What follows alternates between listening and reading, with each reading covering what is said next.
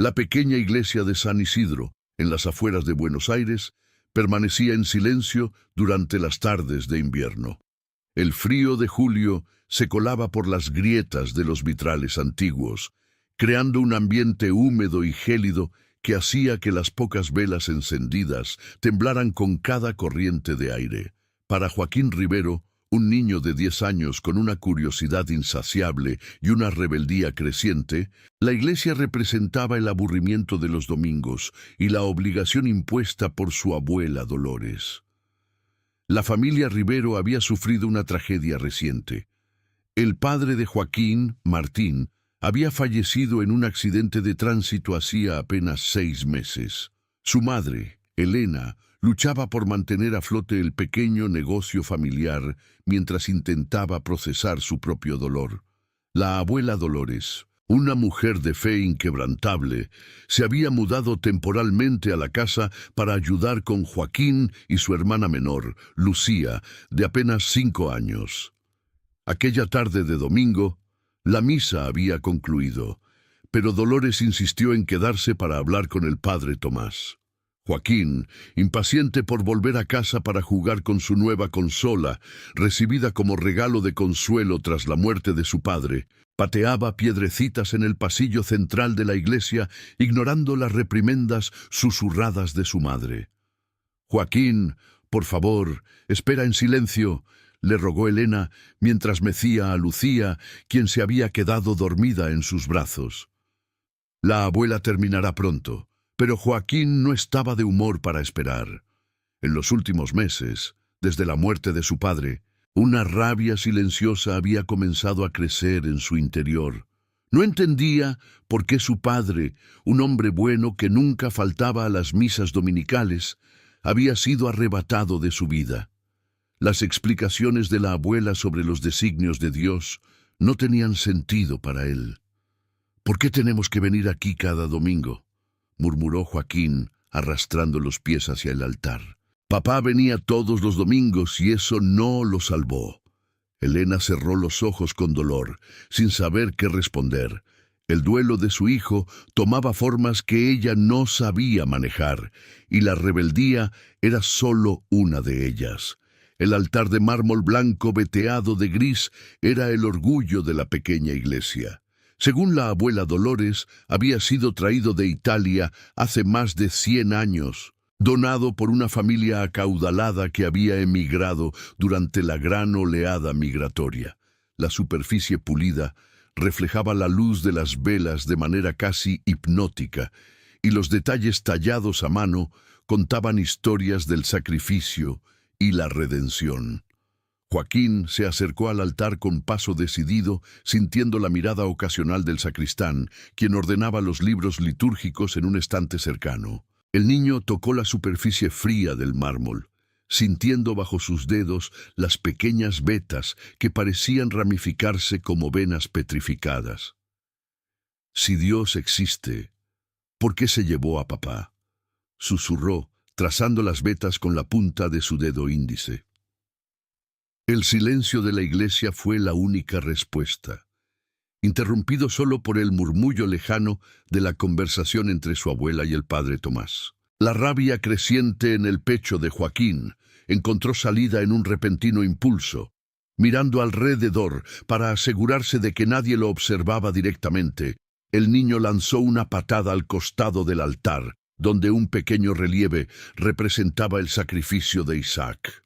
Su zapato deportivo impactó contra el mármol con un sonido sordo que pareció absorberse en la piedra misma. Joaquín esperó el dolor en su pie, pero en su lugar sintió un extraño hormigueo que subió por su pierna hasta su espina dorsal. Y entonces lo escuchó. Joaquín.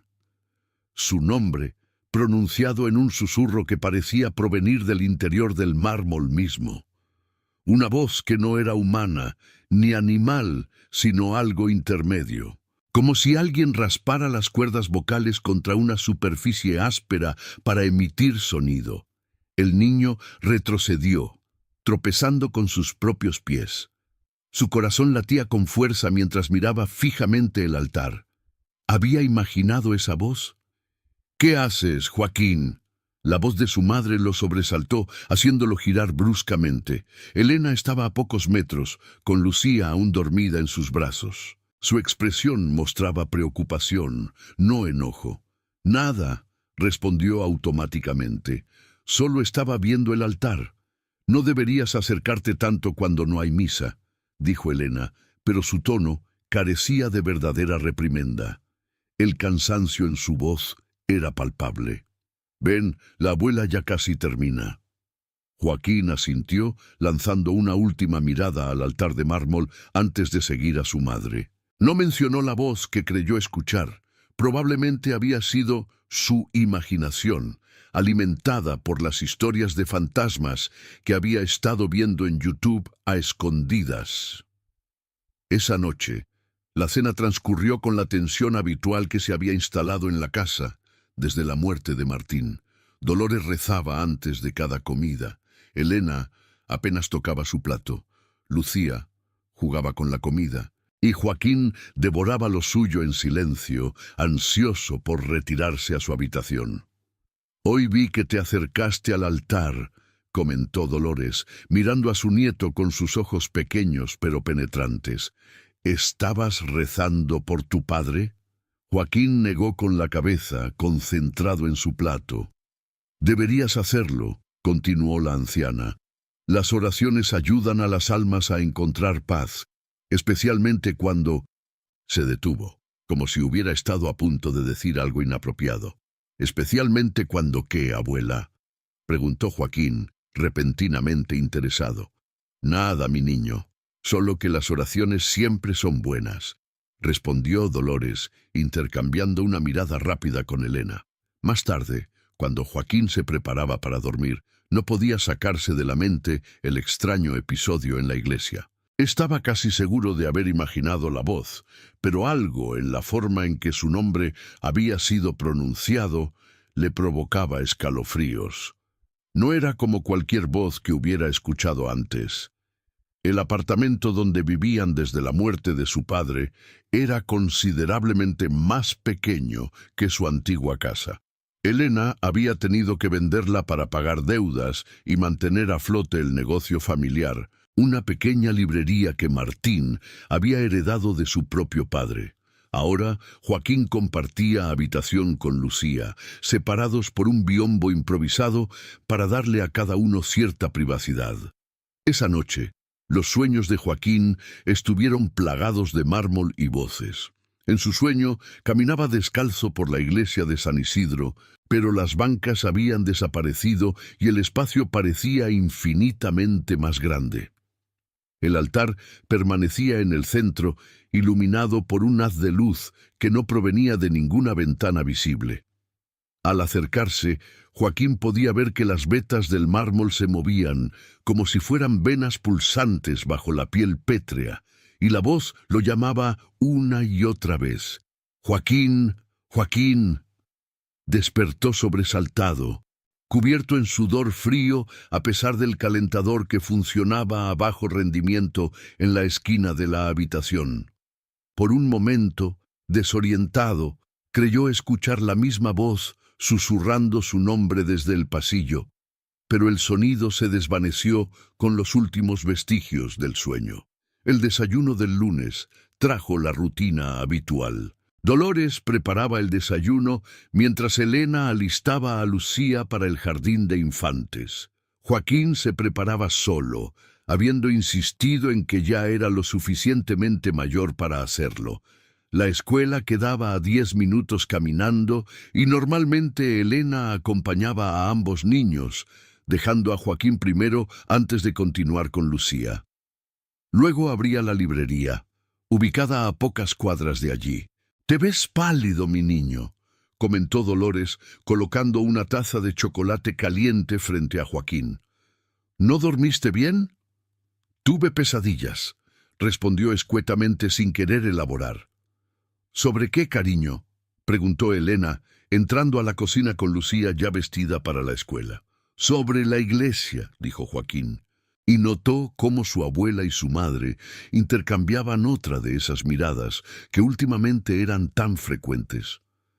¿Qué soñaste exactamente?, insistió Dolores, con un tono que intentaba parecer casual, pero que delataba una curiosidad casi ansiosa. Joaquín se encogió de hombros. No recuerdo bien, solo que estaba en la iglesia y todo era raro. No mencionó la voz ni el altar. Algo dentro de él le decía que debía guardar ese detalle para sí mismo, al menos por ahora. El día escolar transcurrió con normalidad, aunque Joaquín se encontró distraído, dibujando patrones que se asemejaban a las vetas del mármol del altar en los márgenes de su cuaderno. Su mejor amigo, Tomás, notó su distracción durante el recreo. ¿Estás pensando en tu papá?, preguntó Tomás, sentándose junto a él en un banco del patio escolar. No, respondió Joaquín, aunque no era del todo cierto. Desde el incidente en el altar, había estado pensando más en su padre que en las semanas anteriores. Solo tuve un sueño extraño anoche. ¿Qué soñaste? Joaquín dudó. Tomás era su mejor amigo desde el jardín de infantes, pero últimamente sentía que se estaban distanciando. No era culpa de nadie. Simplemente, la muerte de su padre había creado un abismo entre él y el resto del mundo, incluyendo a Tomás, cuya vida seguía siendo normal y predecible. Soñé con la iglesia a la que vamos los domingos, dijo finalmente, con el altar. ¿El de mármol? Mi abuela dice que ese altar es especial, que lo trajeron de Europa y que está bendito o algo así. Joaquín frunció el ceño. ¿Tu abuela va a San Isidro también? A veces, respondió Tomás. Dice que ese altar tiene historias, pero nunca me cuenta cuáles. Ya sabes cómo son los viejos, les gusta guardar secretos. La conversación derivó hacia el próximo partido de fútbol interescolar, pero las palabras de Tomás quedaron resonando en la mente de Joaquín. El altar tenía historias. ¿Qué tipo de historias? ¿Y por qué los adultos parecían reticentes a compartirlas? Al salir de la escuela, en lugar de dirigirse directamente a casa como debía hacer, Joaquín decidió pasar por la librería familiar. El pequeño local, llamado Libros Rivero, había sido por años un punto de encuentro para lectores del barrio, especializado en literatura argentina y latinoamericana. Desde la muerte de su padre, Elena había intentado mantenerlo a flote, pero las ventas habían disminuido y el estrés se reflejaba en las ojeras permanentes de su madre. La campanilla sobre la puerta anunció su entrada. La librería estaba vacía excepto por su madre, quien organizaba una nueva exhibición en el escaparate, y un cliente mayor que hojeaba libros en la sección de historia. Joaquín, ¿qué haces aquí?, preguntó Elena sorprendida. Deberías haber ido directamente a casa. La abuela te está esperando. Quería preguntarte algo, dijo Joaquín, acercándose al mostrador. ¿Tenemos algún libro sobre la iglesia de San Isidro, sobre su historia o algo así? Elena pareció momentáneamente desconcertada por la pregunta. ¿Por qué te interesa eso de repente? Por nada, respondió Joaquín, evadiendo la mirada inquisitiva de su madre. Es para un proyecto escolar. Era una mentira, por supuesto, pero necesitaba respuestas y presentía que ni su madre ni su abuela se las darían directamente. Podríamos tener algo en la sección de historia local, dijo Elena finalmente, pero no recuerdo ningún libro específico sobre San Isidro. Puedes revisar allí mientras termino con esto. Joaquín se dirigió a la pequeña sección dedicada a la historia de Buenos Aires y sus alrededores. Después de varios minutos de búsqueda, encontró un libro delgado titulado Iglesias históricas del Gran Buenos Aires. El volumen parecía viejo, con páginas amarillentas y olor a papel antiguo. Rápidamente buscó en el índice y encontró una breve mención a la iglesia de San Isidro. Pasó a la página indicada y comenzó a leer ávidamente. La mayor parte del texto era información básica: fecha de construcción, estilo arquitectónico, renovaciones a lo largo de los años. Pero un párrafo captó su atención. El altar de mármol, donado por la familia Lombardi en 1886, ha sido objeto de numerosas leyendas locales. Se dice que el mármol fue extraído de una cantera cerca de Carrara, Italia, donde varios trabajadores murieron en circunstancias misteriosas. Según la tradición oral, las voces de los fallecidos quedaron atrapadas en la piedra, y en ocasiones personas sensibles pueden escucharlas susurrar. Joaquín sintió un escalofrío recorrer su espalda. ¿Voces atrapadas en la piedra? Era posible que lo que había escuchado no fuera producto de su imaginación. ¿Encontraste algo interesante? La voz de su madre lo sobresaltó, haciéndolo cerrar el libro de golpe. «No mucho», mintió, metiendo el libro bajo su brazo. «¿Puedo llevármelo a casa para seguir investigando?» Elena asintió, aunque su expresión denotaba cierta preocupación. «Claro, pero ahora ve a casa. La abuela debe estar preocupada». Durante el camino a casa, Joaquín no pudo evitar preguntarse por qué la voz del mármol había pronunciado específicamente su nombre. Según el libro, las voces pertenecían a trabajadores italianos fallecidos hace más de un siglo. ¿Cómo podrían conocer su nombre? Al llegar al apartamento, la abuela Dolores lo recibió con una mezcla de alivio y reproche. «¿Dónde estabas? Me tenías preocupada». «Pasé por la librería», respondió Joaquín, mostrando el libro como evidencia. «Es para un proyecto escolar». Dolores miró el libro con una expresión que Joaquín no supo interpretar.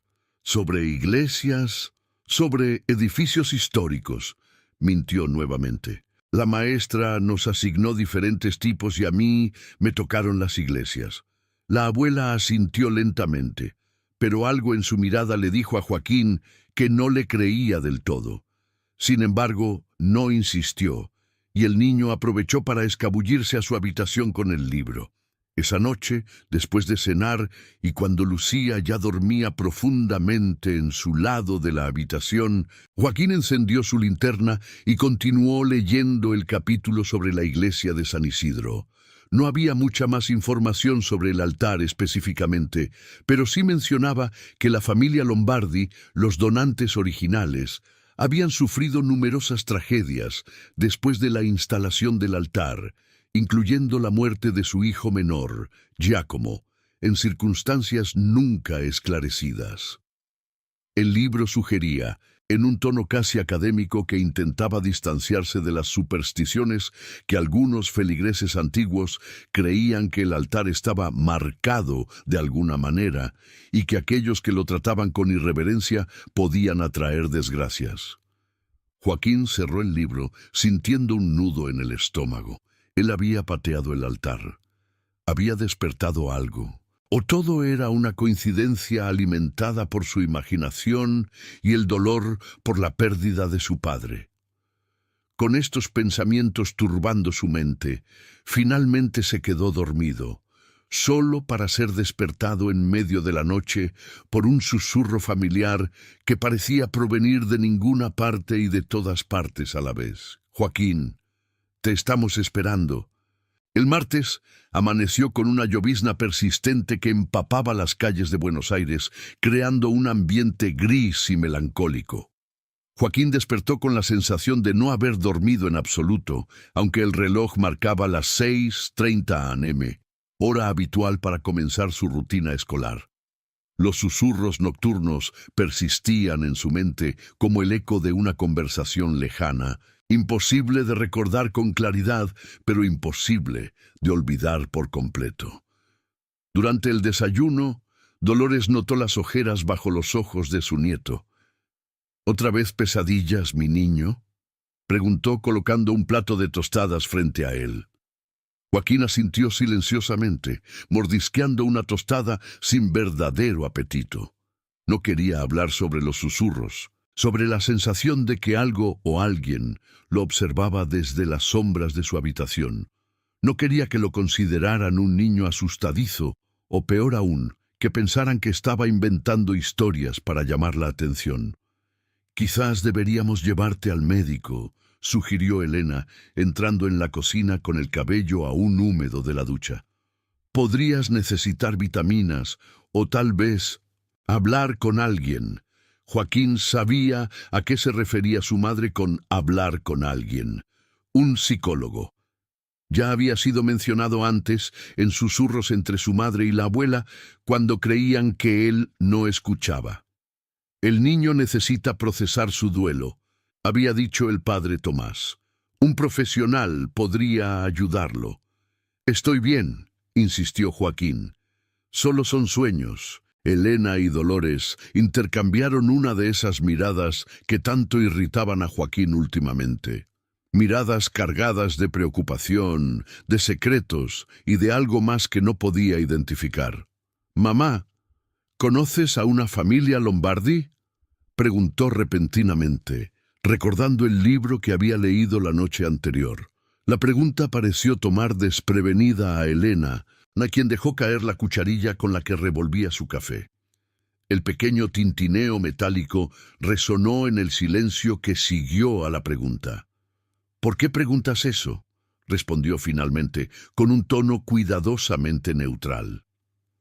«Lo leí en el libro sobre iglesias», explicó Joaquín, observando atentamente las reacciones de su madre y su abuela. «Dice que donaron el altar de San Isidro». Dolores se persignó disimuladamente, un gesto que no pasó desapercibido para Joaquín. «Los Lombardi eran una familia importante hace muchos años», dijo Elena eventualmente. «No creo que queden descendientes en Argentina. La mayoría regresó a Italia después de algunas tragedias familiares». «¿Qué tragedias?». «No son historias para niños, Joaquín», intervino Dolores con firmeza. «Y vas a llegar tarde a la escuela si no te apresuras».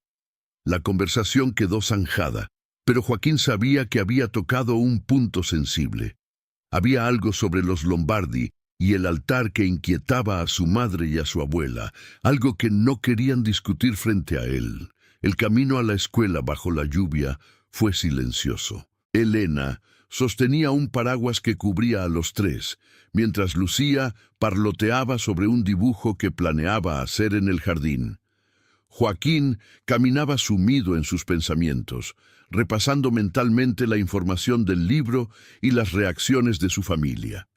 Al llegar a la puerta de la escuela, Elena se inclinó para besar su frente, un gesto que normalmente lo habría avergonzado frente a sus compañeros, pero que hoy apenas registró. «Joaquín», dijo su madre, reteniendo su brazo cuando estaba por entrar, «si sigues teniendo pesadillas, necesito que me lo digas, ¿entiendes? Es importante». Había una urgencia en su voz que desconcertó a Joaquín. «¿Por qué es tan importante?». Elena pareció dudar. «Solo. Quiero asegurarme de que estés bien. Promete que me dirás si las pesadillas continúan o si... si escuchas o ves algo extraño. ¿Cómo qué? Solo promételo, por favor». «Lo prometo», respondió Joaquín, más confundido que nunca. ¿Acaso su madre sabía algo sobre los susurros que había escuchado?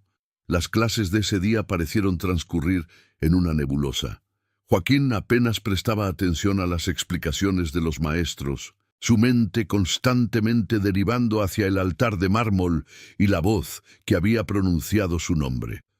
Durante la clase de historia, mientras la profesora hablaba sobre la inmigración italiana a Argentina a finales del siglo XIX, Joaquín sintió un repentino interés. «Profesora», interrumpió levantando la mano, «¿conoce a una familia llamada Lombardi? Eran inmigrantes italianos». La profesora Mendoza, una mujer de mediana edad con pasión por la historia local, pareció sorprendida por la pregunta. «Los Lombardi, sí, fueron una familia prominente durante la época que estamos estudiando», respondió. «Eran comerciantes de mármol y piedra. Trajeron materiales de construcción desde Italia para varios edificios importantes de Buenos Aires». «¿Por qué lo preguntas, Joaquín?». «Solo curiosidad», respondió consciente de que toda la clase lo miraba. «Leí algo sobre ellos en un libro. Es interesante que lo menciones». continuó la profesora, visiblemente complacida por su interés. Los Lombardi son un ejemplo fascinante de cómo la fortuna de una familia puede cambiar drásticamente. Llegaron con considerable riqueza, pero en menos de 2 décadas la familia se había dispersado y su fortuna se había esfumado. Algunos dicen que fue debido a malas inversiones, otros hablan de una maldición.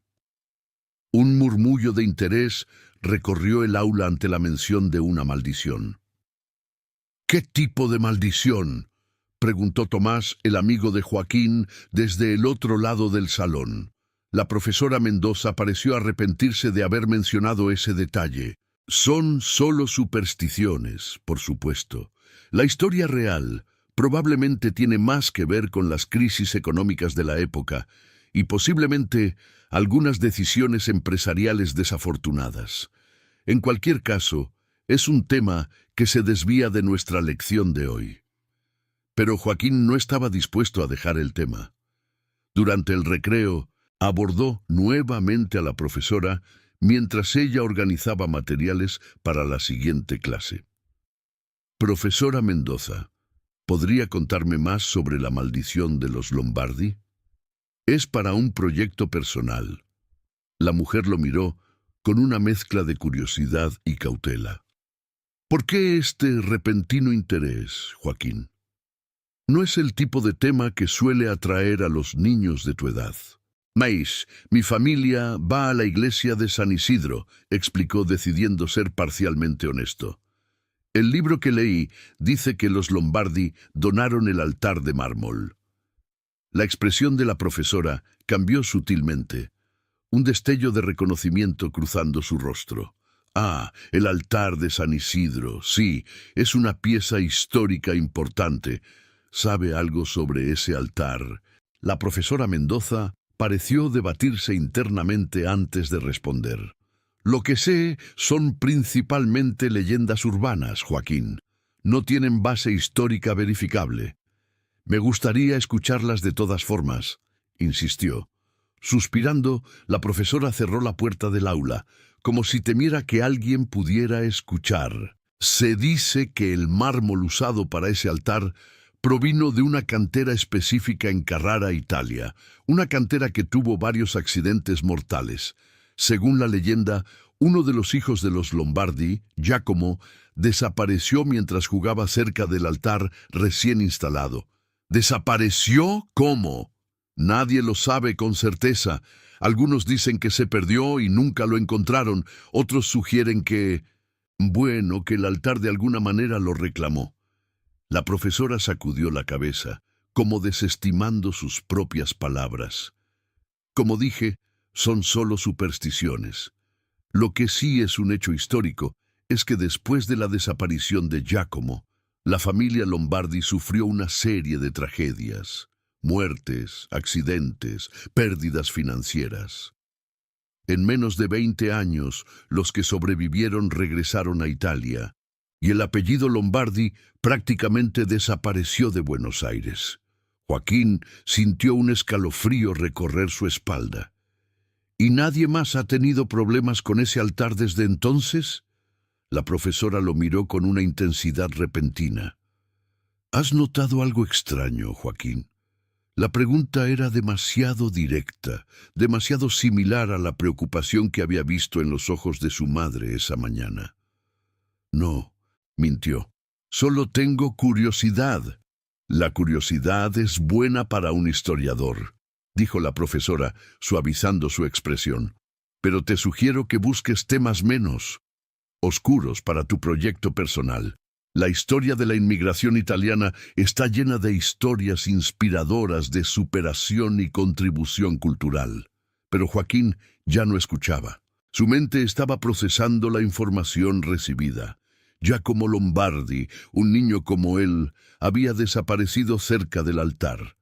Podría ser su voz la que escuchó susurrando su nombre. ¿Y por qué le hablaba precisamente a él? El resto del día escolar transcurrió con lentitud agobiante. Joaquín apenas prestó atención a las clases, garabateando en su cuaderno patrones que se asemejaban a las vetas del mármol del altar. En uno de los márgenes escribió Giacomo y lo rodeó con un círculo. Al salir de la escuela, en lugar de dirigirse a casa como debía, Joaquín tomó una decisión impulsiva.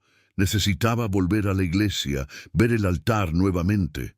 Sin la presencia de su familia, sin la distracción de la misa, necesitaba confirmar si lo que había experimentado era real o producto de su imaginación.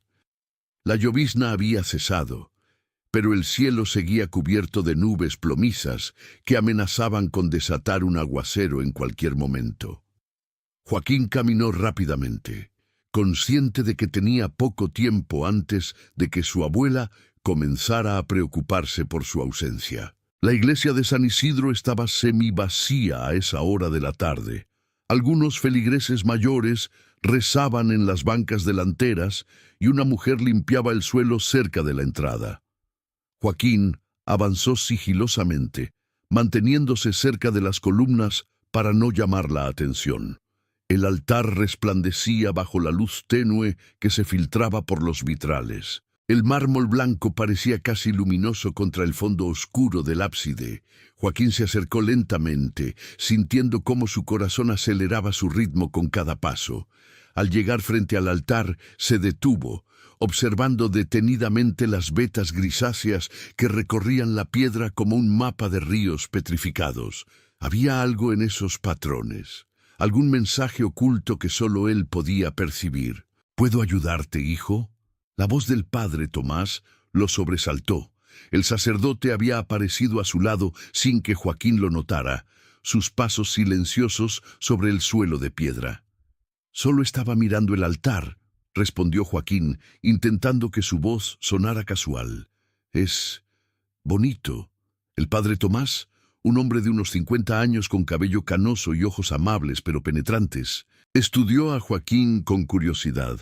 ¿No deberías estar en casa a esta hora? Tu abuela Dolores es muy puntual con los horarios. Sí, ya me iba, dijo Joaquín, retrocediendo un paso.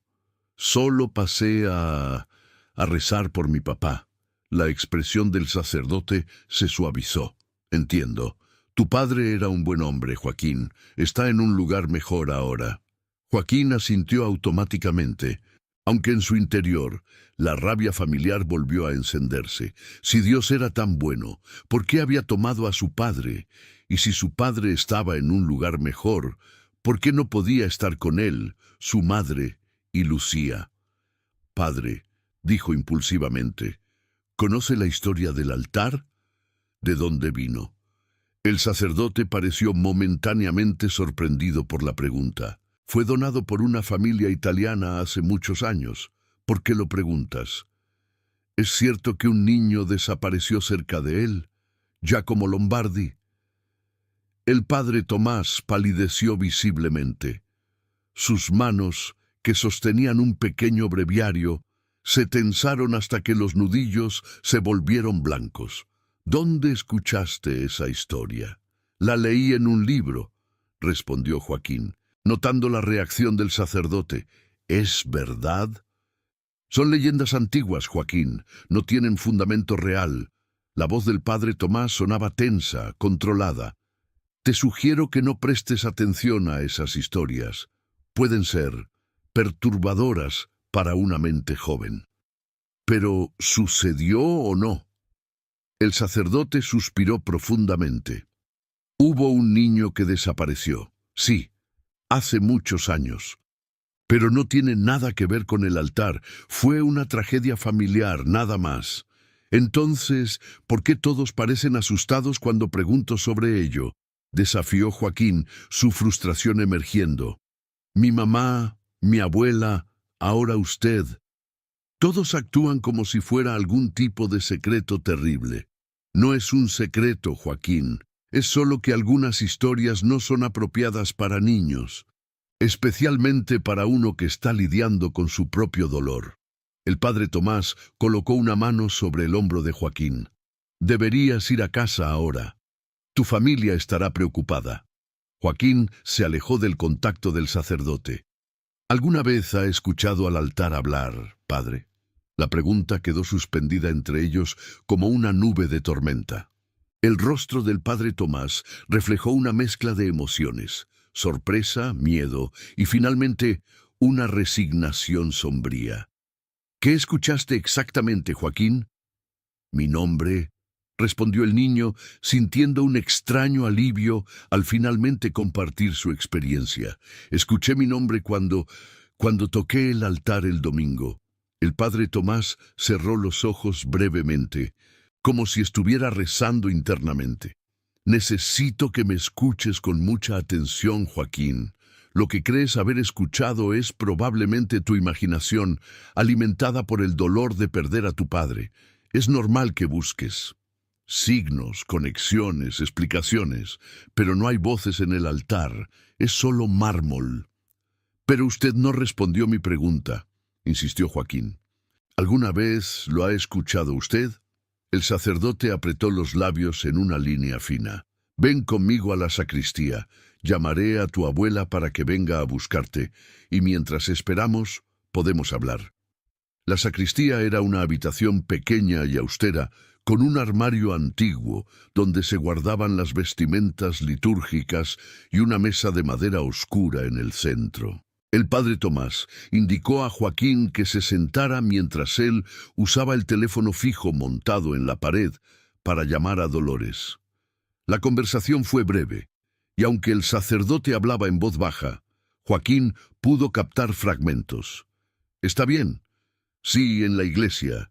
Ha estado haciendo preguntas sobre el altar. Creo que sería mejor si... Sí, la espero aquí».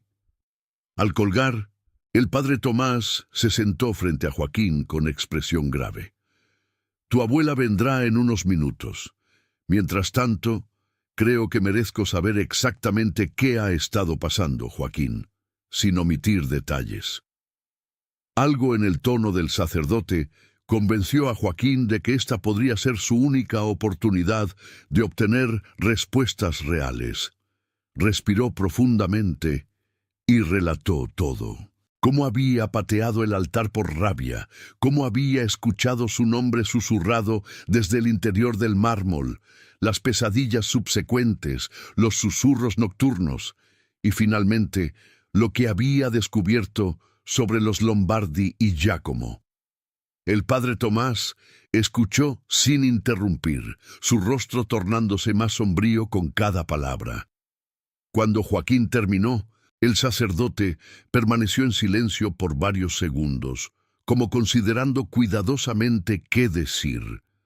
«Lo que voy a contarte», comenzó finalmente, «es algo que normalmente no compartiría con un niño de tu edad, pero dadas las circunstancias, creo que es necesario que entiendas con qué estás lidiando». Joaquín se inclinó hacia adelante, ansioso por escuchar. «El altar de mármol tiene una historia complicada», continuó el sacerdote. «Las historias sobre la cantera en Italia y los trabajadores que murieron allí son mayormente ciertas. Lo que pocos saben es que el mármol destinado originalmente a ser el altar de San Isidro fue rechazado por el párroco de aquel entonces, quien afirmó sentir algo maligno en la piedra». «¿Maligno?», repitió Joaquín, con la boca repentinamente seca. El párroco insistió en que la piedra parecía susurrar cuando se encontraba solo en la iglesia. Los Lombardi, avergonzados y ofendidos, decidieron demostrar que tales acusaciones eran ridículas instalando el altar en la capilla privada de su mansión en Recoleta. El padre Tomás hizo una pausa, como si le costara continuar. Poco después de la instalación, el hijo menor de la familia, Giacomo, comenzó a quejarse de escuchar voces provenientes del altar. Nadie le creyó, por supuesto, hasta que un día Giacomo desapareció mientras jugaba solo en la capilla. Lo buscaron por toda la ciudad, pero nunca lo encontraron. «¿Creen que el altar se lo llevó?», preguntó Joaquín, sintiendo un escalofrío recorrer su espalda. Nadie sabe qué sucedió realmente, respondió el sacerdote. Pero después de la desaparición, la familia Lombardi donó el altar a nuestra iglesia, quizás intentando deshacerse de él. El párroco de entonces aceptó a regañadientes, presionado por el obispo que no creía en las supersticiones. Y desde entonces han habido incidentes a lo largo de los años, principalmente reportes de personas que afirman escuchar voces o susurros cerca del altar. Algunos incluso han afirmado escuchar sus propios nombres siendo llamados. La Iglesia ha investigado estos fenómenos varias veces, pero nunca se ha encontrado evidencia concluyente de nada sobrenatural.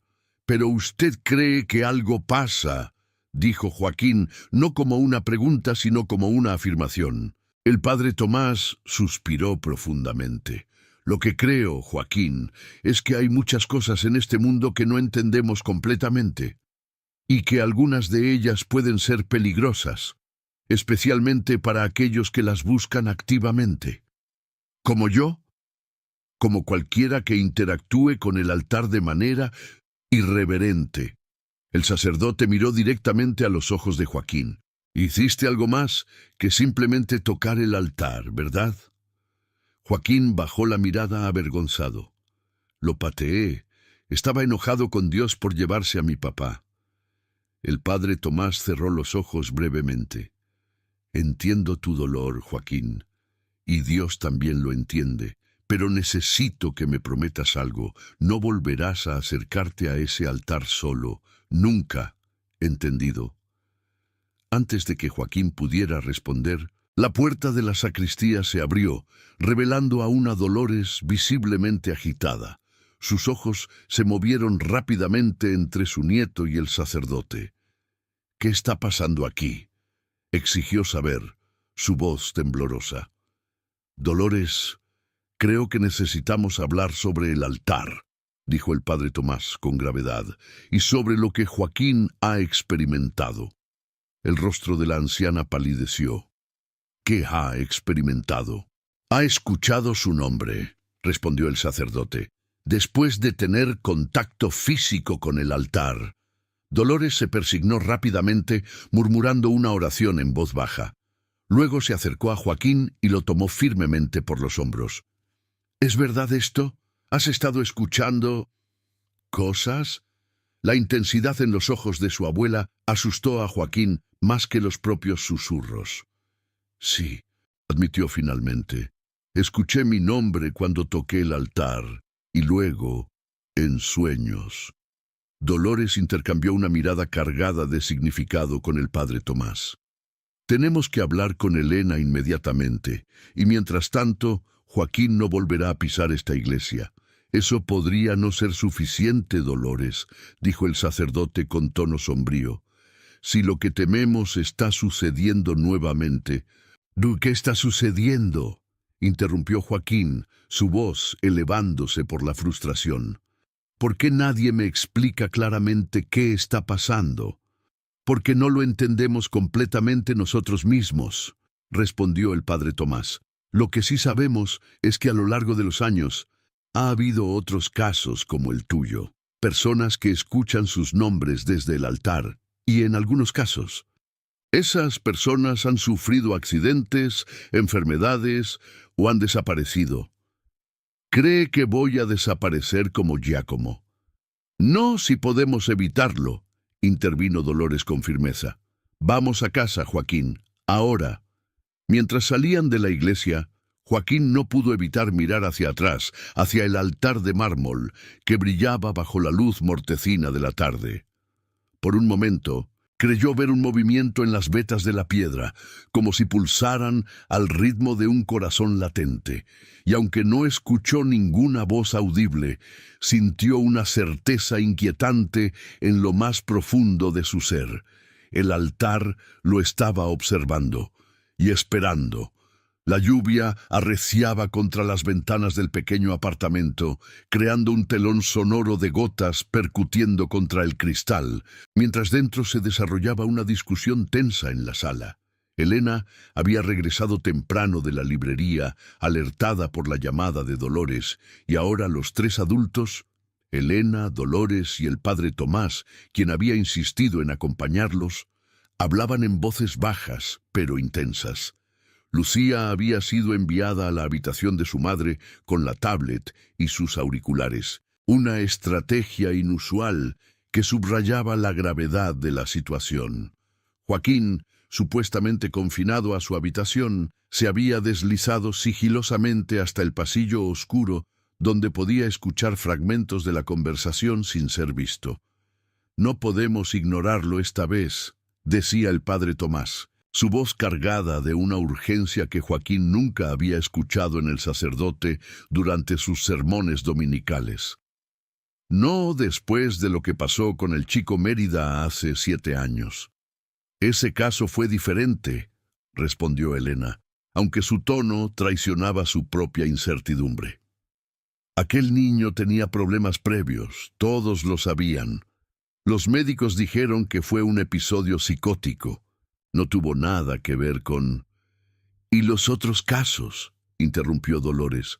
«La niña Suárez en los 90, el monaguillo de los 80, todos escucharon sus nombres desde el altar antes de desaparecer».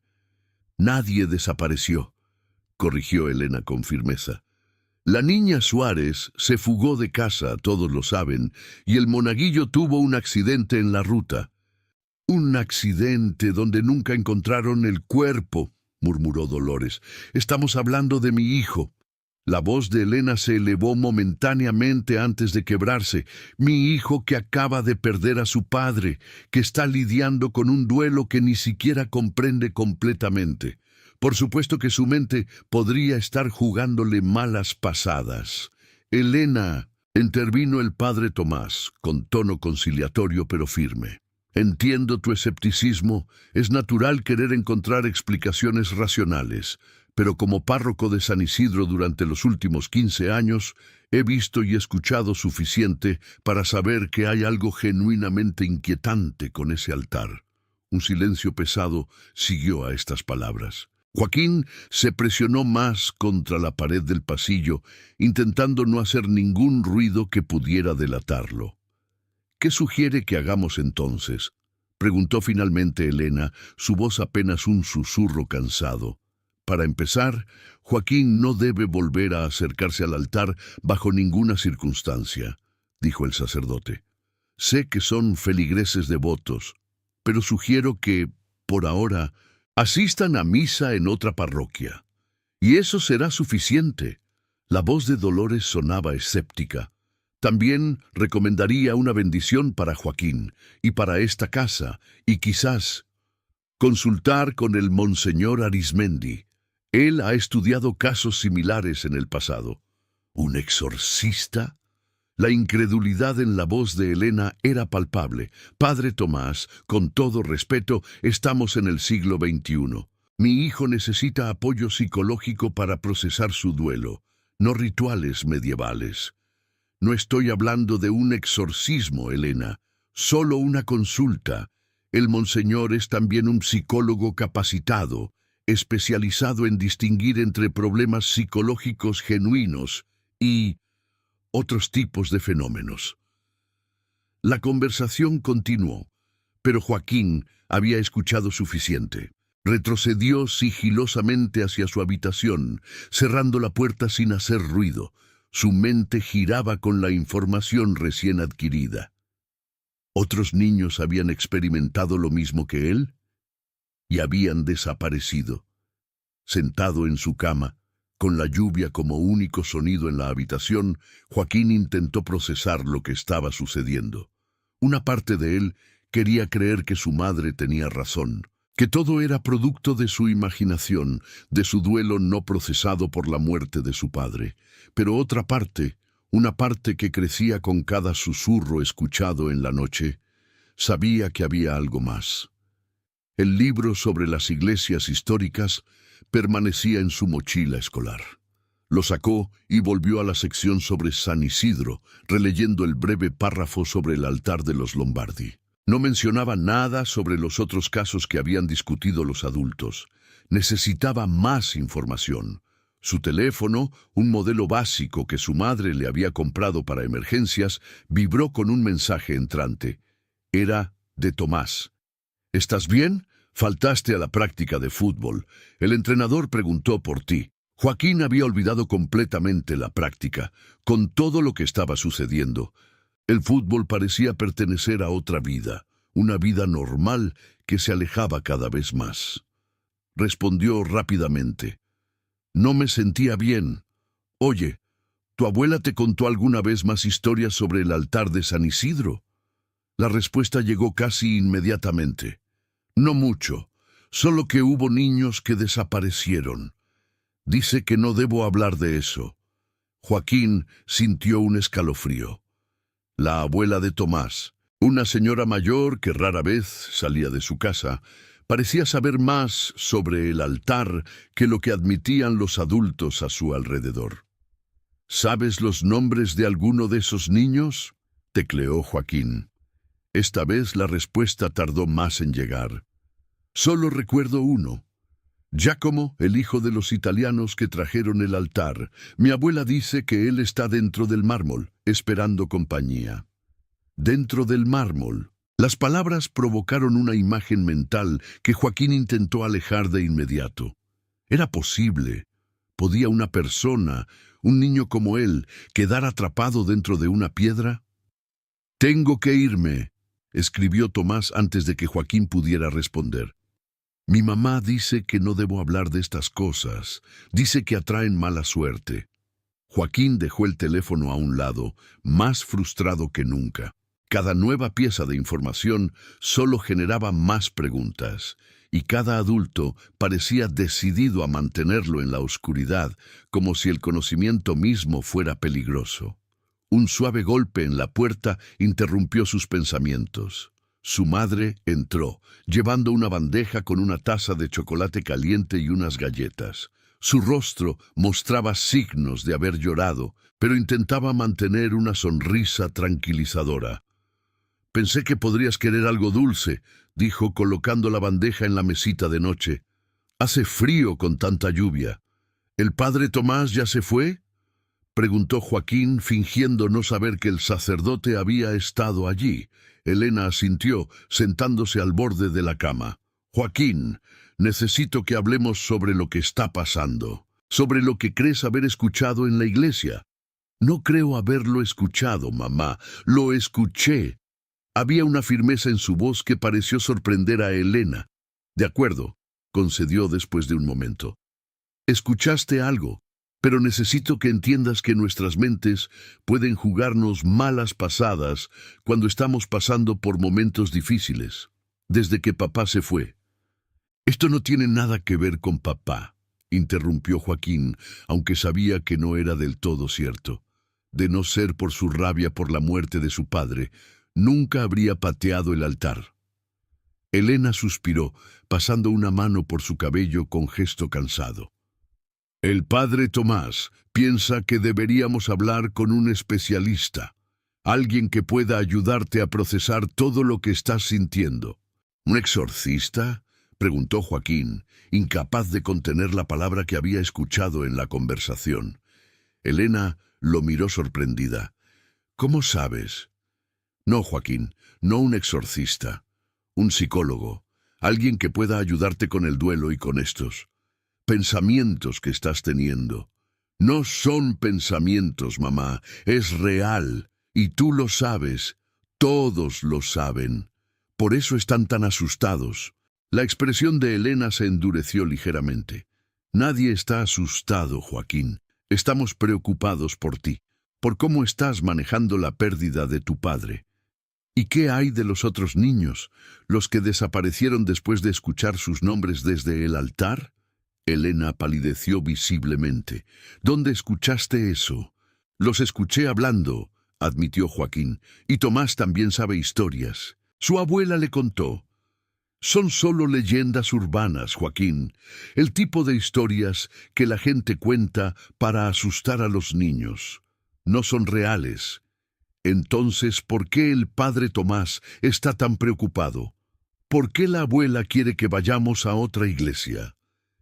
Elena se quedó en silencio por un momento, como si estuviera considerando cuidadosamente sus siguientes palabras. El padre Tomás es un buen hombre, pero tiene sus propias creencias que a veces, que a veces pueden ser un poco extremas.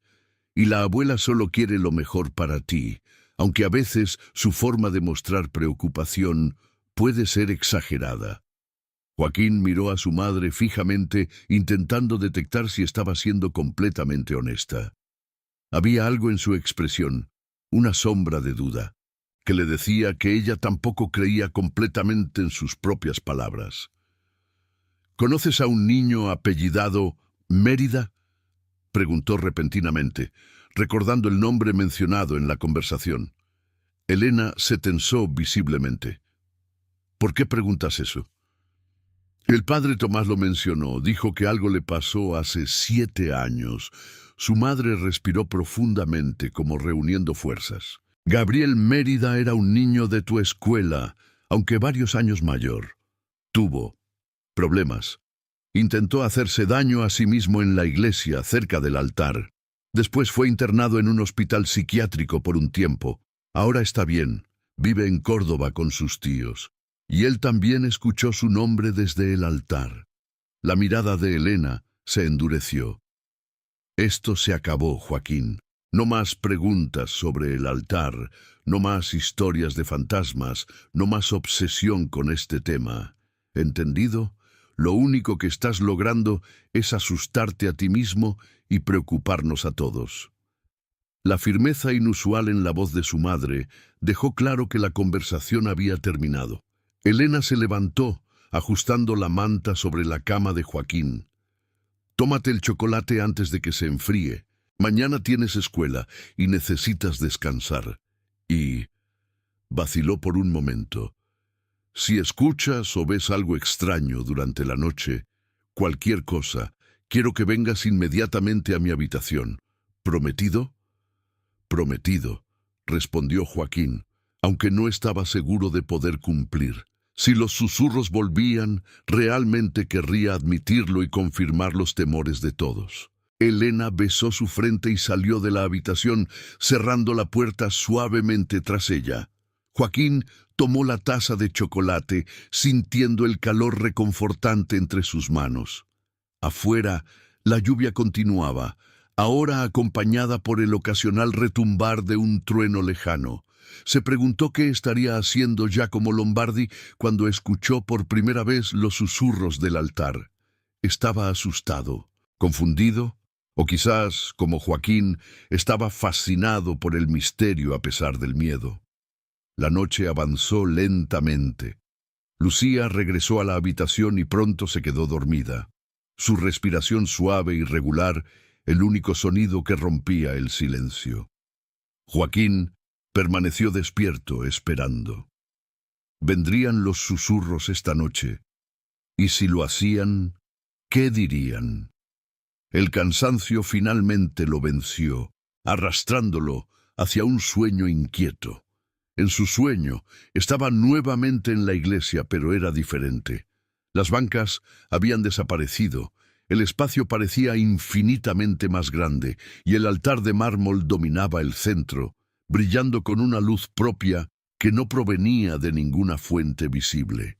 Joaquín se acercaba al altar, atraído por una fuerza que no podía resistir. Al llegar frente a la estructura de mármol, veía que las vetas se movían, fluyendo como ríos de mercurio bajo la superficie pulida. Y del interior, voces, no una, sino muchas, susurraban en un lenguaje que no comprendía, pero que de alguna manera entendía. «Te estamos esperando, Joaquín», decían las voces. «Hay tanto que mostrarte, tantos secretos, tantas respuestas». En el sueño, Joaquín extendía su mano para tocar el mármol pulsante. Sus dedos apenas rozaban la superficie cuando ésta se volvía líquida, como agua plateada. Su mano se hundía sin resistencia en el mármol, seguida por su brazo, y luego despertó con un sobresalto, su corazón latiendo frenéticamente. La habitación estaba oscura, pero una luz tenue se filtraba por la ventana, proveniente de las farolas de la calle. La lluvia había cesado, pero un viento fuerte sacudía ocasionalmente los cristales. Joaquín se incorporó en la cama, intentando calmar su respiración. Solo había sido un sueño vivido y perturbador, pero solo un sueño. Entonces lo vio. En la pared frente a su cama, iluminado por la luz mortecina que se filtraba por la ventana, había un patrón que no había estado allí cuando se durmió. Líneas sinuosas, grisáceas, que se ramificaban como venas sobre la pintura blanca. Un patrón idéntico a las vetas del altar de mármol. Joaquín contuvo el aliento, incapaz de moverse mientras observaba cómo las líneas parecían pulsar sutilmente, expandiéndose lentamente por la pared como una infección que se propaga. Joaquín, el susurro vino de la pared misma, de las vetas pulsantes, más claro que nunca. No era una voz humana, ni una voz adulta, sino la voz de un niño, pero distorsionada, como si estuviera hablando a través de agua. Joaquín, ayúdame, estoy atrapado, como tu padre. La mención de su padre hizo que un escalofrío recorriera la espalda de Joaquín. ¿Su padre? ¿Qué tenía que ver su padre con esto? ¿Quién eres?, susurró, aterrorizado de despertar a Lucía, pero incapaz de contener la pregunta. «Soy Giacomo», respondió la voz. «Y hay otros aquí conmigo. Tu padre nos ha estado hablando de ti». Joaquín sintió que el aire se escapaba de sus pulmones. «Mi padre está muerto», dijo su voz apenas audible. «No muerto, atrapado, como nosotros. El altar nos tiene a todos, Joaquín, y solo tú puedes liberarnos». Las vetas en la pared pulsaron más intensamente, expandiéndose hasta cubrir casi toda la superficie. Joaquín quería gritar, correr, despertar a toda la casa, pero estaba paralizado, como si las vetas hubieran extendido su influencia también sobre su cuerpo. «¿Cómo?», logró preguntar finalmente. «¿Cómo puedo liberarlos? Ven al altar.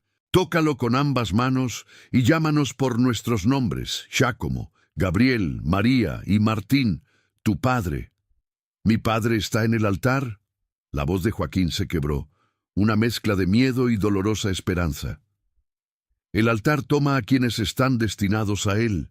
Tu padre estaba destinado como tú lo estás, pero tú puedes cambiar el destino, Joaquín. Puedes liberarnos a todos». Las vetas comenzaron a retroceder, desvaneciéndose gradualmente de la pared, hasta que solo quedó la pintura blanca normal. El susurro también se desvaneció, dejando solo el sonido del viento contra los cristales. Joaquín permaneció inmóvil por lo que parecieron horas, mirando la pared ahora vacía, su mente un torbellino de pensamientos y emociones. Era posible. Su padre no había muerto en el accidente, sino que de alguna manera había sido reclamado por el altar, y podía él realmente liberarlo. Una parte de su mente, la parte racional que sonaba como la voz de su madre, le decía que todo era una alucinación, un producto de su trauma y su imaginación. Su padre había muerto en un accidente de tránsito. Su cuerpo había sido velado y enterrado. No estaba atrapado en ningún altar de mármol, pero otra parte, una parte que crecía más fuerte con cada susurro escuchado, se aferraba a la posibilidad. ¿Y si era verdad? ¿Y si había una manera de recuperar a su padre? Con determinación silenciosa, Joaquín tomó una decisión. Necesitaba volver al altar, solo. Necesitaba comprobar si lo que la voz, Giacomo, le había dicho era verdad. Y si había la más mínima posibilidad de recuperar a su padre, tenía que intentarlo.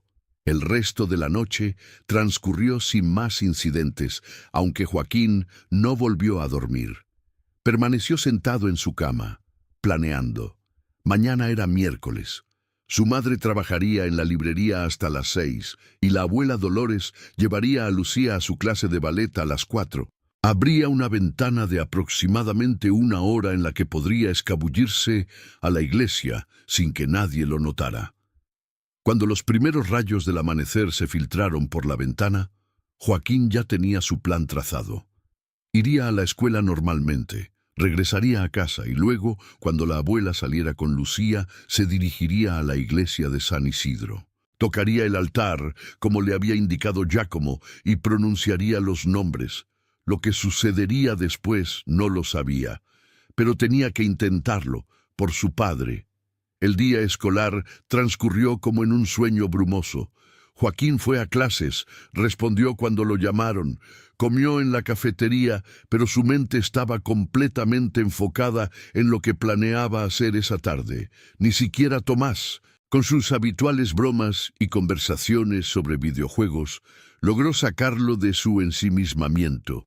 Al llegar a casa después de la escuela, encontró a la abuela Dolores preparando la merienda para Lucía, quien parloteaba emocionada sobre su próxima clase de ballet. «¿Cómo estuvo la escuela, mi niño?», preguntó Dolores, colocando un plato con facturas recién compradas en la mesa. «Bien», respondió automáticamente Joaquín, tomando una factura para no levantar sospechas. «¿Mamá vendrá temprano hoy?» «No. Tiene que quedarse hasta el cierre. Hay un evento de presentación de un libro o algo así». Dolores miró su reloj. «Lucía y yo saldremos en media hora para su clase de ballet. Tú quédate aquí y termina tu tarea. ¿Sí? Volveremos antes de las 5:30. Joaquín asintió, intentando no mostrar el alivio que sentía. Todo estaba saliendo según lo planeado. «¿Puedo ir a mi habitación? Tengo mucha tarea de matemáticas», mintió, necesitando un momento a solas para prepararse mentalmente. Dolores asintió, aunque su mirada se detuvo un segundo más de lo habitual en su nieto, como si intuyera que algo no estaba del todo bien. Sin embargo, no dijo nada, ocupada como estaba con preparar a Lucía para su clase.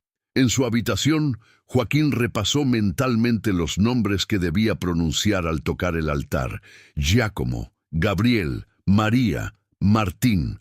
Los repitió una y otra vez para no olvidarlos, especialmente el último, Martín, su padre. El tiempo pasó lentamente hasta que finalmente escuchó la puerta del apartamento cerrarse, seguida por las voces de Dolores y Lucía descendiendo por las escaleras del edificio. Esperó 5 minutos más para asegurarse de que no regresaran por algo olvidado y luego se puso en acción. Tomó su chaqueta, a pesar de que la tarde era cálida después de la lluvia del día anterior, y salió del apartamento, cerrando cuidadosamente con la llave de repuesto que guardaban bajo una maceta en el pasillo. Las calles estaban relativamente tranquilas a esa hora de la tarde, con la mayoría de la gente aún en el trabajo o la escuela. Joaquín caminó rápidamente, temiendo encontrarse con algún conocido que pudiera preguntarse por qué no estaba en casa. La iglesia de San Isidro se alzaba contra el cielo de la tarde, sus vitrales reflejando la luz del sol poniente. Joaquín se detuvo frente a la entrada, sintiendo un momento de duda. ¿Realmente iba a hacer esto? ¿Y si las voces mentían? ¿Y si era peligroso? Pero la imagen de su padre, atrapado en algún lugar incomprensible dentro del mármol, lo impulsó a seguir adelante. Empujó la pesada puerta de madera y entró en la penumbra fresca de la nave central. La iglesia estaba casi desierta, como esperaba. Una anciana rezaba en una de las bancas delanteras, y el sacristán ordenaba velas en un estante lateral. Ninguno de los dos prestó especial atención a Joaquín mientras avanzaba por el pasillo central, intentando parecer casual. El altar se alzaba al final del pasillo, bañado por la luz coloreada que se filtraba a través de los vitrales. El mármol blanco resplandecía con tonos dorados y carmesíes, haciendo que las vetas grisáceas parecieran más pronunciadas, casi vivas. Joaquín se detuvo a pocos metros, súbitamente consciente de que no podía simplemente caminar hasta el altar y colocar sus manos sobre él con otras personas presentes. Tendría que esperar el momento adecuado, Se sentó en una de las bancas traseras, fingiendo rezar mientras observaba disimuladamente. La anciana terminó sus oraciones después de unos 10 minutos y salió lentamente de la iglesia. El sacristán, tras organizar las velas, desapareció por una puerta lateral, probablemente hacia la sacristía. Era su oportunidad. Joaquín se levantó y caminó decidido hacia el altar, su corazón latiendo tan fuerte que temía que el sonido hiciera eco en la iglesia vacía. Al llegar frente al altar, vaciló. ¿Realmente iba a hacer esto? Hazlo. El susurro vino del mármol, tan claro como si alguien estuviera parado junto a él. Era la voz de un niño, pero también algo más, algo antiguo y conocedor. Con manos temblorosas, Joaquín extendió ambos brazos y colocó sus palmas sobre la superficie fría del mármol. Inmediatamente sintió un hormigueo extraño, como una corriente eléctrica muy débil que recorría sus dedos, subía por sus brazos y llegaba hasta su pecho. «Giacomo», pronunció, su voz apenas un susurro. «Gabriel, María». Hizo una pausa, reuniendo valor para el último nombre, el más importante. «Martín, papá».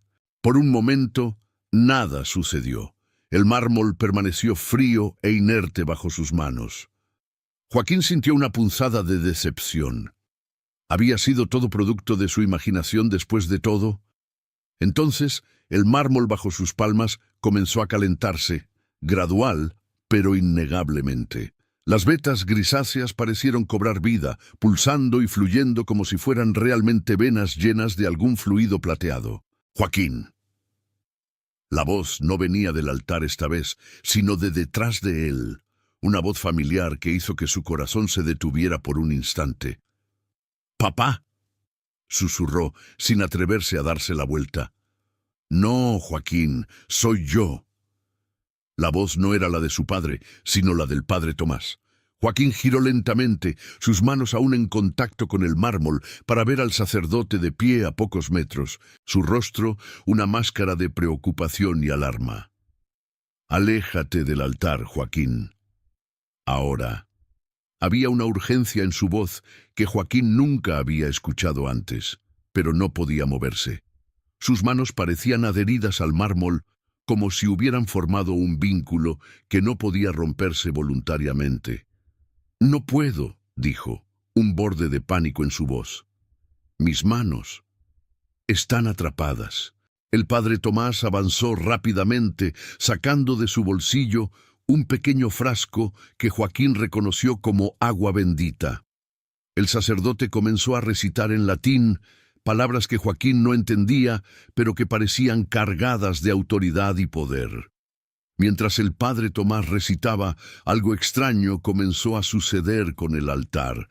Las vetas pulsantes se aceleraron, moviéndose frenéticamente como si estuvieran agitadas o enfurecidas.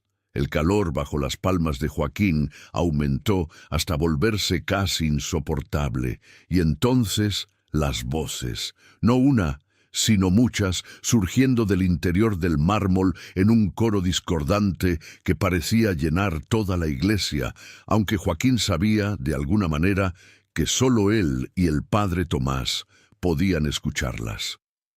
«Él es nuestro», decían las voces, «nos pertenece, como todos ustedes nos pertenecerán eventualmente». «No lo escuches, Joaquín», gritó el padre Tomás, acercándose más y rociando agua bendita sobre las manos del niño y el altar. «Son mentiras, tu padre no está ahí». «Pero lo escuché», protestó Joaquín, lágrimas formándose en sus ojos. «Escuché su voz, me llamó». «Lo que escuchaste no era tu padre», dijo el sacerdote ahora junto a él. «Era algo que usa las voces de los que hemos perdido para atraernos. Algo que ha estado aquí, en esta piedra, durante más tiempo del que podemos comprender». Con un movimiento decidido, el padre Tomás agarró las muñecas de Joaquín y tiró con fuerza, separándolas del altar. Joaquín sintió un dolor agudo, como si su piel se hubiera desgarrado al separarse del mármol, pero cuando miró sus palmas, estaban intactas, aunque enrojecidas. El altar emitió un sonido, algo entre un gemido y un siseo que reverberó por toda la iglesia. Las vetas del mármol se agitaron violentamente por un momento, y luego, gradualmente, volvieron a su estado normal, inmóviles y aparentemente inertes. Joaquín cayó de rodillas, exhausto y confundido, las lágrimas corriendo libremente por su rostro.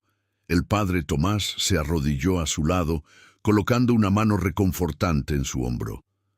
«¿Cómo supiste que estaría aquí?», preguntó Joaquín finalmente, su voz ronca. «Dolores me llamó. Dijo que estaba preocupada por ti, que habías estado actuando extraño. Tuve un presentimiento y decidí venir a la iglesia».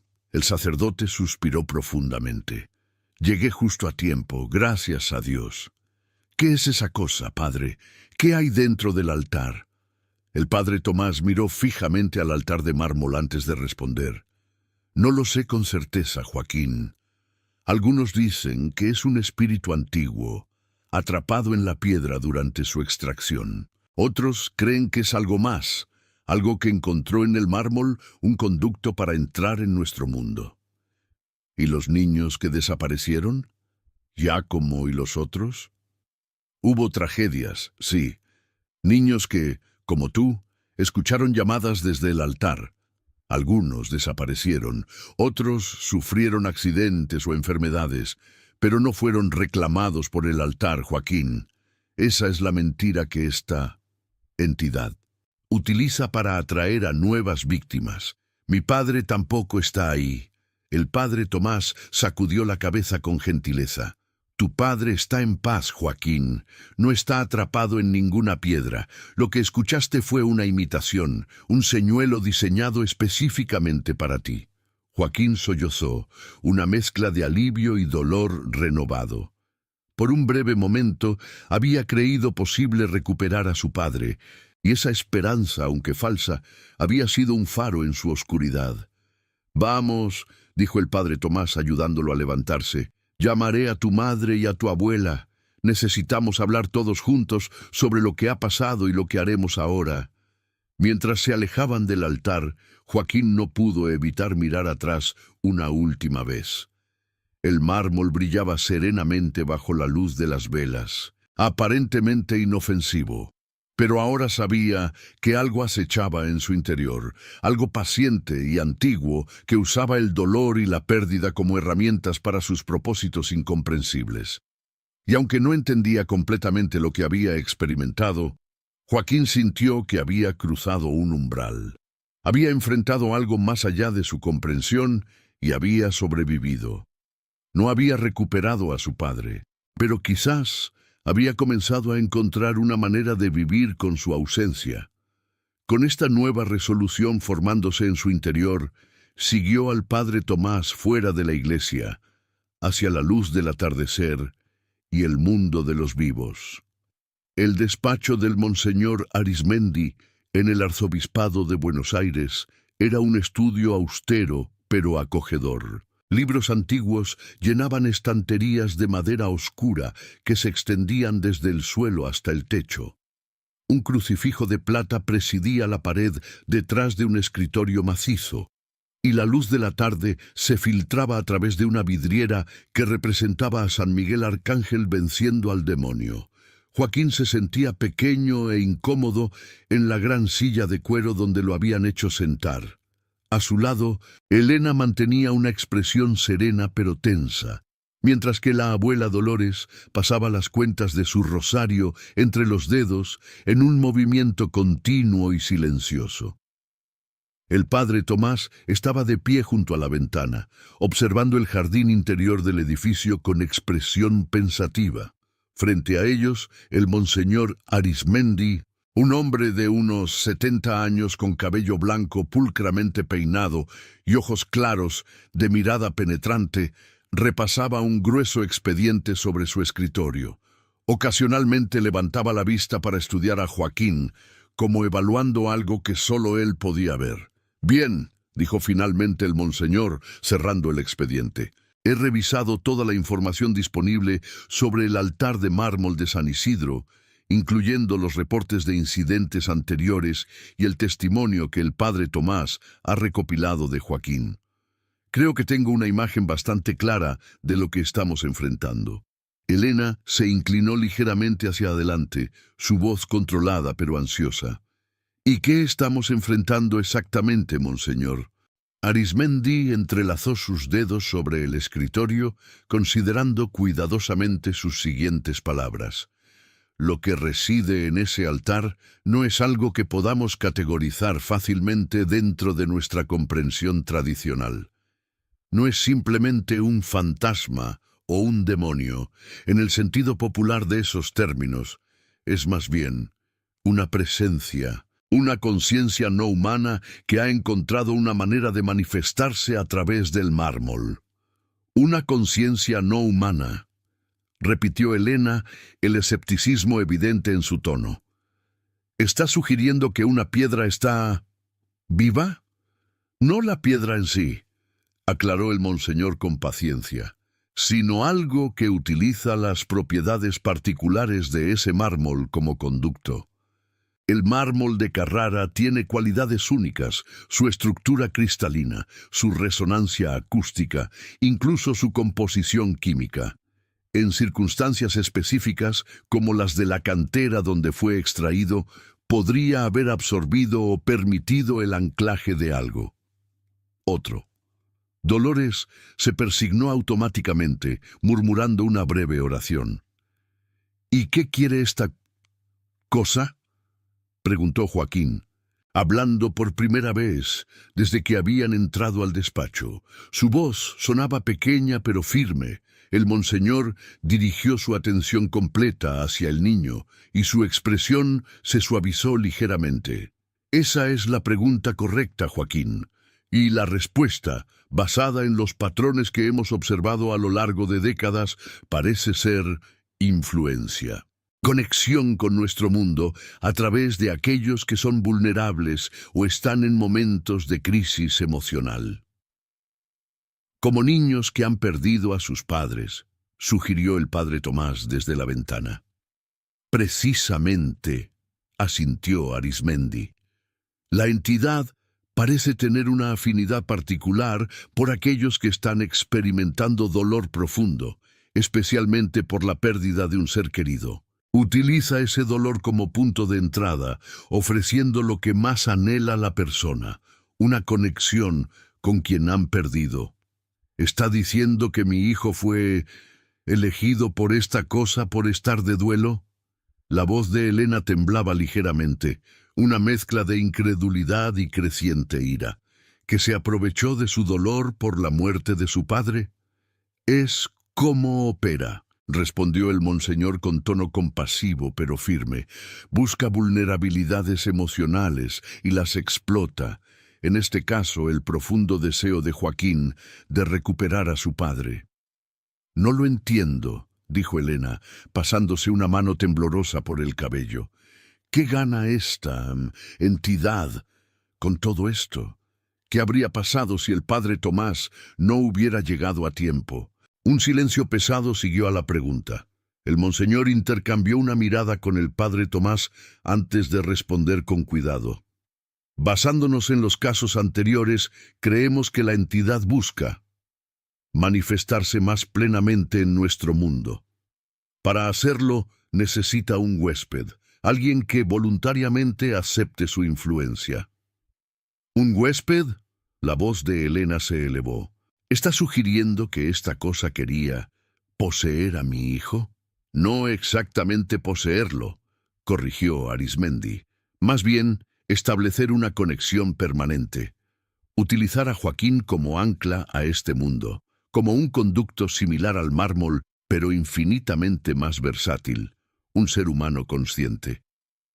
¿Y los otros niños?, intervino Joaquín, recordando los nombres que había pronunciado en el altar. Giacomo, Gabriel, María. ¿Qué les pasó realmente? El monseñor suspiró, mirando brevemente el expediente cerrado. Giacomo Lombardi desapareció en 1887, poco después de la instalación del altar en la capilla familiar. Nunca se encontró su cuerpo. Gabriel Mérida, en 2018, intentó quitarse la vida en la iglesia después de semanas reportando voces del altar. Afortunadamente, sobrevivió y, con tratamiento adecuado, se ha recuperado. María Suárez, en 1994, desarrolló una obsesión con el altar que culminó en su fuga de casa. Fue encontrada 3 días después, deambulando en estado catatónico cerca de una cantera abandonada. «Dios mío», murmuró Elena, palideciendo visiblemente. «En cada caso», continuó el monseñor, «vemos un patrón similar.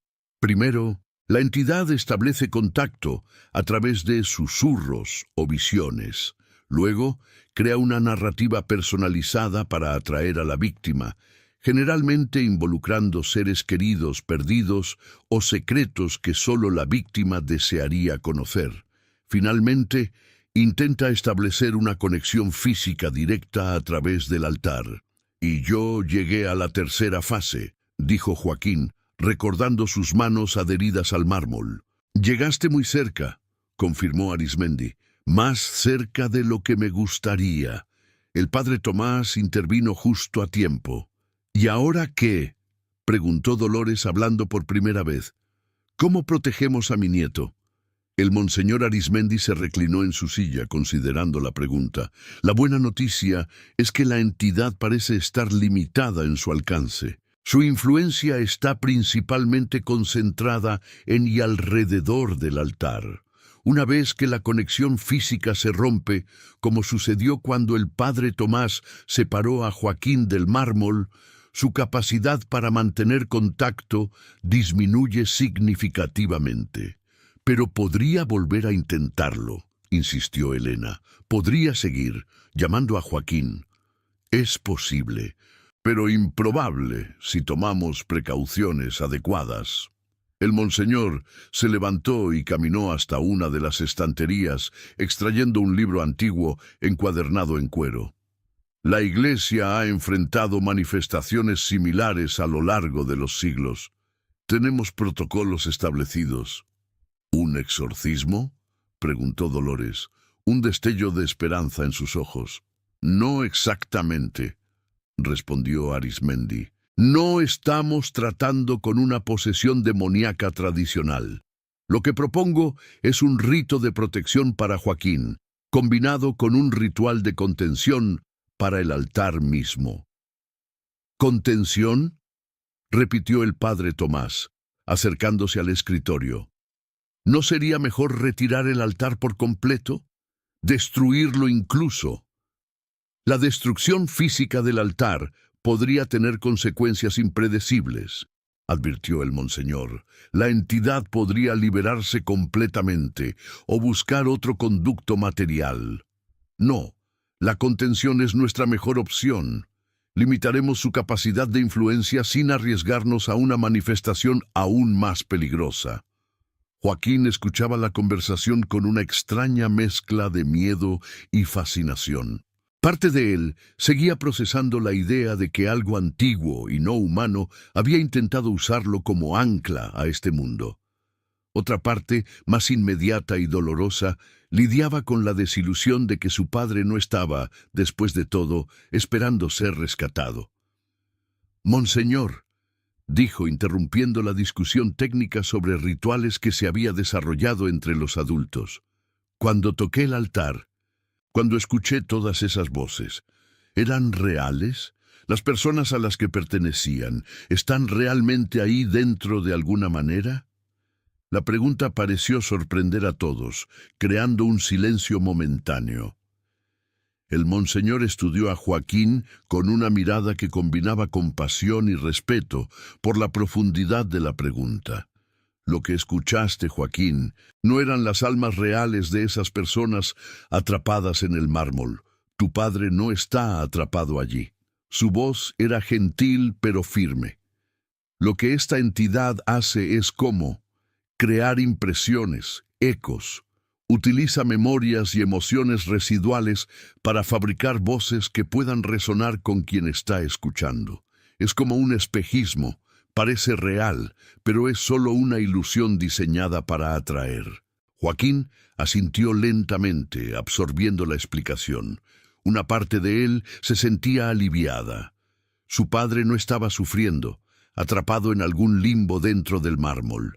Pero otra parte se sentía extrañamente vacía, habiendo perdido incluso esa conexión ilusoria. El ritual de protección podemos realizarlo hoy mismo, continuó el monseñor, regresando a aspectos más prácticos. Para la contención del altar necesitaré preparación adicional y la aprobación del obispo. Mientras tanto, sugiero que Joaquín no se acerque a la iglesia de San Isidro bajo ninguna circunstancia. Elena asintió enfáticamente. Podemos asistir a misa en otra parroquia. De hecho, ya había pensado en la iglesia de Santa Catalina. Está más cerca de nuestro apartamento de todos modos. Excelente, aprobó Arismendi. Además, recomendaría que Joaquín reciba apoyo psicológico. El trauma de perder a su padre, combinado con esta experiencia, es mucho para que un niño lo procese solo. Ya estaba considerando esa opción, dijo Elena. Pero después de todo esto, sí, definitivamente buscaremos ayuda profesional. El monseñor se dirigió a una pequeña mesa lateral donde había una jarra de agua y varios vasos. Sirvió agua para todos mientras continuaba hablando. El ritual de protección es simple pero poderoso. Involucra oraciones específicas, agua bendita y la imposición de manos. No es invasivo ni traumático, pero requerirá la participación activa de Joaquín. ¿Mi participación?, preguntó Joaquín, repentinamente nervioso. Nada complicado, le aseguró el monseñor con una sonrisa amable. Solo necesitarás repetir algunas oraciones y aceptar voluntariamente la protección. El libre albedrío es fundamental en estos asuntos. La entidad intentó manipularte para obtener tu consentimiento. Este ritual es exactamente lo opuesto. Tu decisión consciente de rechazar su influencia. Joaquín miró a su madre buscando seguridad.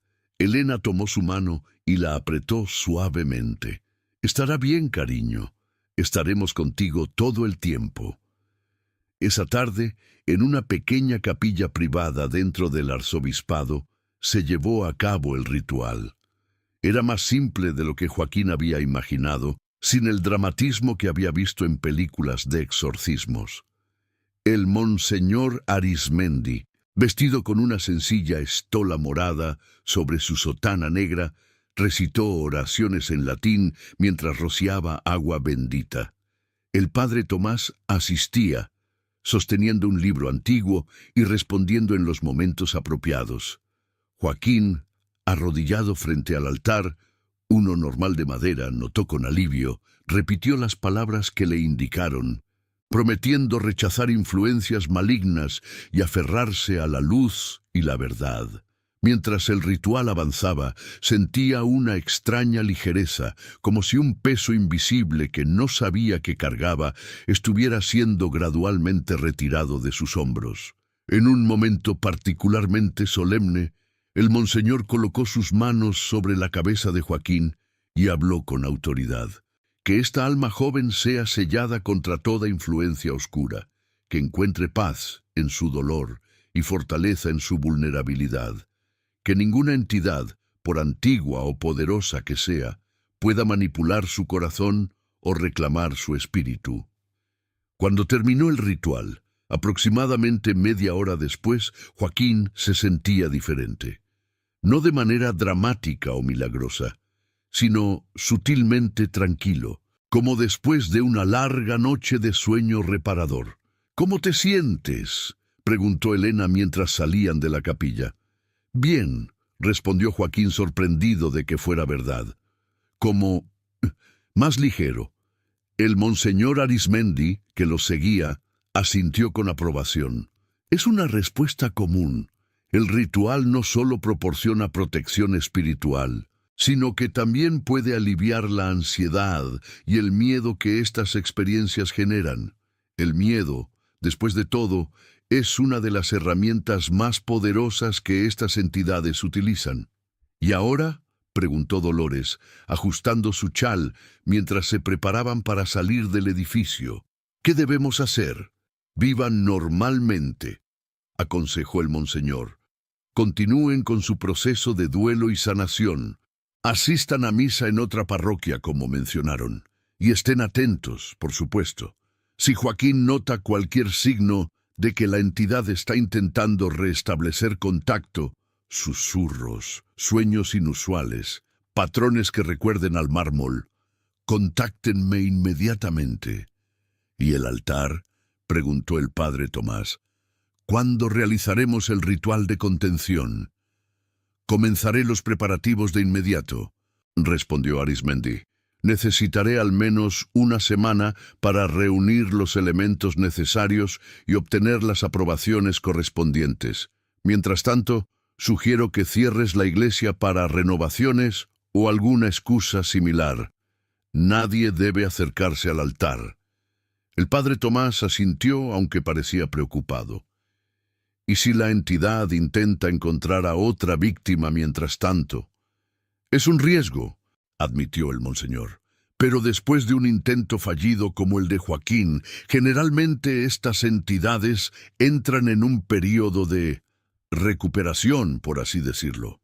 Necesitan reunir energía antes de intentar establecer una nueva conexión.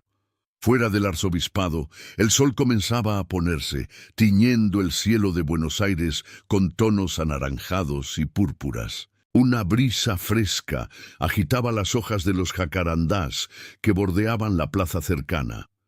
«Vamos a casa», dijo Elena, pasando un brazo protector sobre los hombros de Joaquín. «Ha sido un día largo».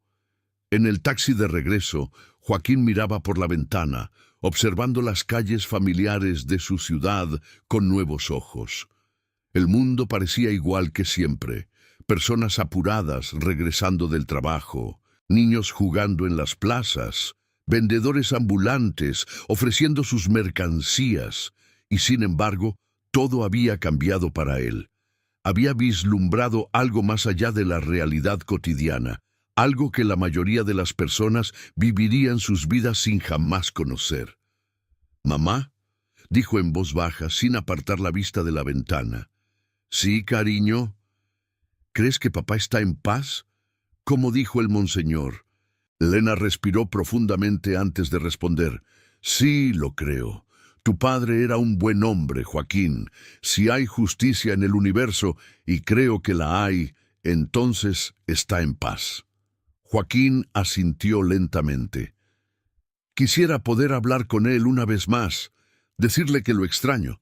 «Puedes hacerlo», dijo Dolores desde el asiento delantero, girándose para mirar a su nieto. «Puedes hablarle en tus oraciones. Puede que no responda como lo hacía en vida, pero te escucha». «¿Cómo lo sabes?»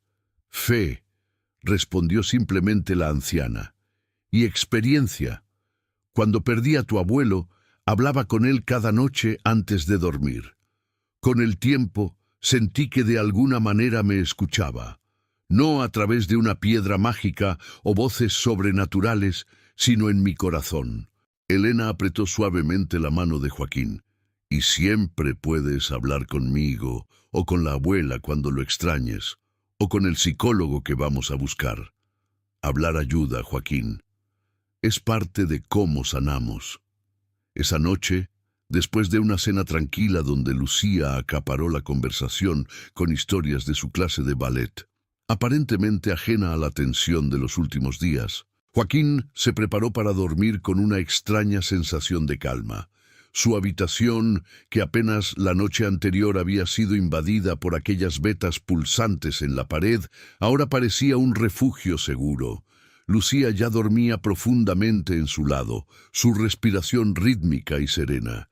Antes de meterse en la cama, Joaquín abrió la ventana ligeramente, permitiendo que el aire fresco de la noche entrara en la habitación. El cielo estaba despejado y las estrellas brillaban intensamente sobre Buenos Aires, compitiendo con las luces de la ciudad. «Papá», susurró hacia el cielo nocturno, sintiendo una mezcla de vergüenza y esperanza. «No sé si puedes escucharme realmente. La abuela dice que sí, y quiero creerle». Hizo una pausa, buscando las palabras adecuadas. «Te extraño, cada día. A veces me enojo porque te fuiste, y otras veces solo quiero recordar cómo era cuando estabas aquí, como cuando me enseñabas a andar en bicicleta o cuando me leías antes de dormir».